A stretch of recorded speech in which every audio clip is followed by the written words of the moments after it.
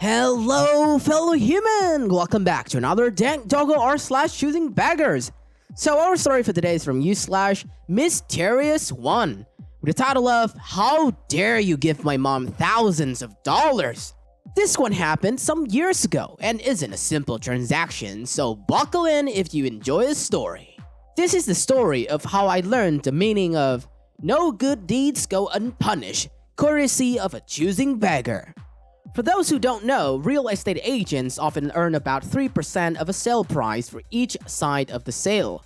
The whole commission might be 6%, which would mean the buyer agent and the seller agent brokerages each get 3%, which is then split further in most cases, which part going to the brokerage, part going to the agent.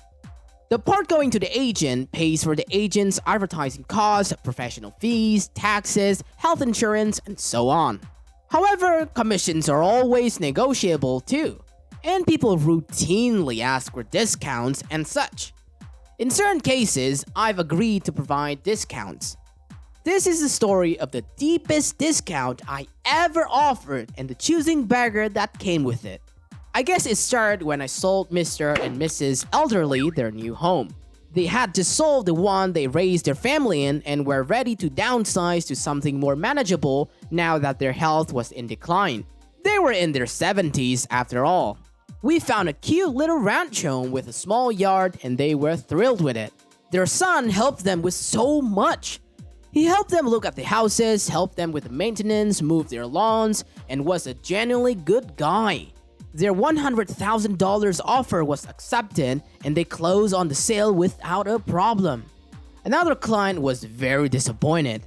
His family looked at the house and wanted to buy it, but their credit wasn't quite ready to get a loan, and it was the very top of their budget anyway. Fast forward 9 or 10 months. Mrs. Elderly calls me. "We want to sell this house," she says. Turns out her husband's mental health has been in decline and he's now been addicted to home shopping network. He spent $10,000 in prior month on stuff they couldn't use.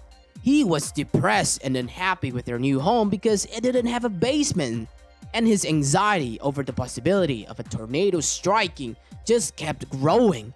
Not unreasonably, I suppose, as this house was in central Missouri, where tornadoes are not exactly rare. But the problem is that house prices have gone up, enough to cover a commission and closing costs while paying off their new mortgage. By my calculation, they would have to bring around $7,000 to the table if they sold to a new buyer at market value. I felt bad for them though, and I knew my other client had finally gotten to where they could buy the original house price. I would have to work for free to help both of them, something that would take around 20 to 60 more hours of my time depending on whatever hiccups came along. The couple was thrilled when I informed them that I could help them make the sale happen if that the same buyer purchased it. That buyer was thrilled when I informed him that he could buy it even though it was the max price he could get a loan for. They get into contact. Mr. and Mrs. Elderly moved to their daughter's house about 25 miles away. I never knew that they had a daughter. I'd met their son at least 8 times, but their daughter? Never even heard of her mentioned before. Mrs. Elderly says, "Well, she really wanted us to come to stay with her because she's a nurse and Mr. Elderly just isn't doing too well." Buyer's credit issue throws some obstacle in the way. Then Mr. Elderly gets even sicker and is put into a nursing home. He's delusional, and I had to get a doctor's written opinion on whether he's mentally astute enough to, sign the contract and paperwork as we continue with the transaction. It's horrible there.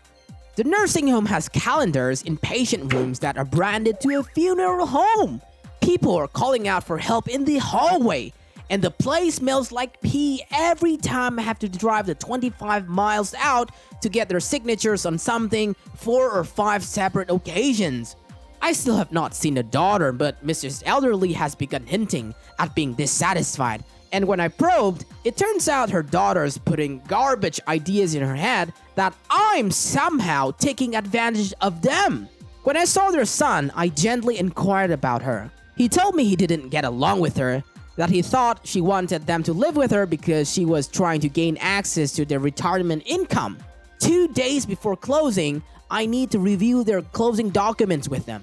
Mr. Elderly has already signed his part, but Mrs. Elderly wants her daughter with her before she signs her. I visit with her at her daughter's dining table, and daughter is there along with ambushing attorney.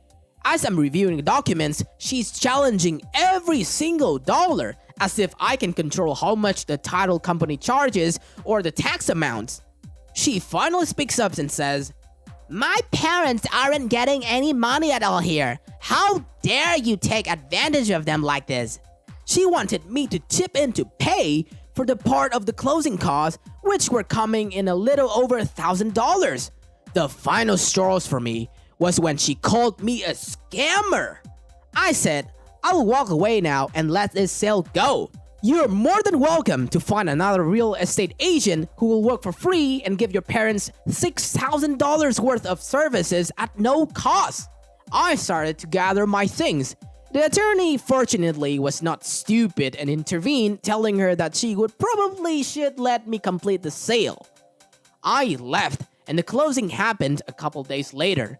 Mr. Elderly died the morning of closing and never knew that the house he didn't want was no longer a burden to him or his wife.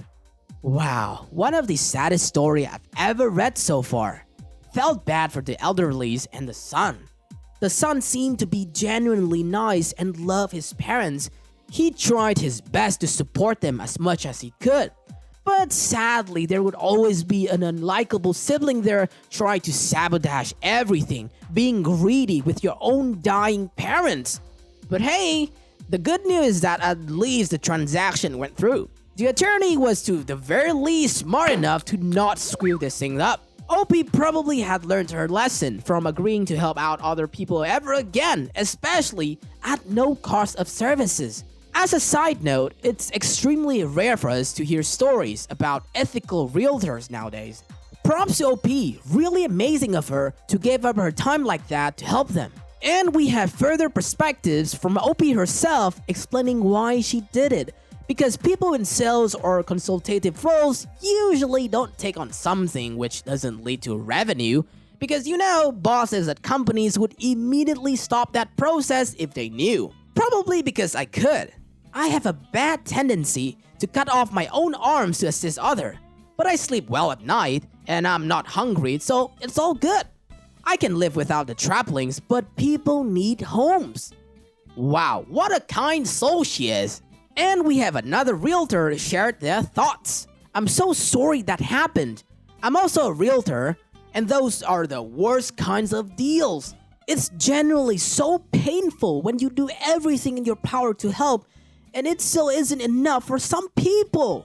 I'm so happy you were able to finish the transaction and help them." That's it for today, fellow humans. Thanks for watching. Dank Doggo appreciates your time. If you enjoy our content and want to see more of us, stay tuned and subscribe. Don't forget to smash that like button and ring the bell or Doggo will cry. Also, you can always tell us your friendly neighborhood doggo, your experiences in the comment section. I'll catch up with you guys later in the next video.